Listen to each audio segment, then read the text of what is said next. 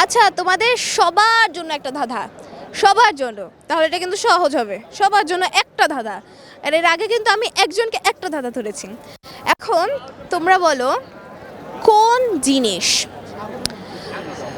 একটা পোকা একটা জিনিস উৎপন্ন করে, সেটাকে মানুষ চুরি করে আনে, কিন্তু মানুষ প্রকাশ্যে আনতে পারে না, মানুষ চুরি করে আনে? মধু। মধু? শিওর? জি। কেন মানুষ কেন চুরি করে আনে? কারণ মধুর মধ্যে অনেক পুষ্টিগুণ রয়েছে যেটা মানুষের জন্য উপকারী। না, মানুষ তো তাহলে প্রকাশ্যে আনতে পারে, কেন চুরি করে আনা লাগবে কেন?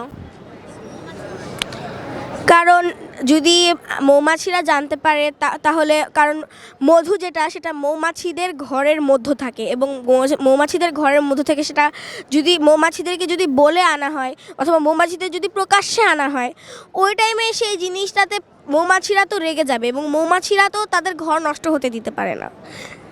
এবং তার সাথে মৌমাছিদের ঘরে তাদের প্রয়োজনীয় জিনিস এবং তাদের অনেক বাচ্চারাও থাকে, এবং এমনও হয় যে অনেক সময় মধু সংগ্রহ করার সময় অনেক মৌমাছি মারা যায়। ঠিক বলেছো, গুড। হ্যান্ডশেক, আসো সবাই, হাততালি দাও। তুমি অনেক সুন্দর করে আনসার দিয়েছো, তোমাদের সবার পক্ষ থেকে আনসার দিয়েছে, ওকে একটা থ্যাংক ইউ বলো। Thank you. তোমার জন্য অসংখ্য শুভকামনা রইলো, তোমাদের সকলের জন্য শুভকামনা রইলো। আশা করছি তোমরা এরপরে জাতীয় পর্যায়ে যেন টিকে যাও।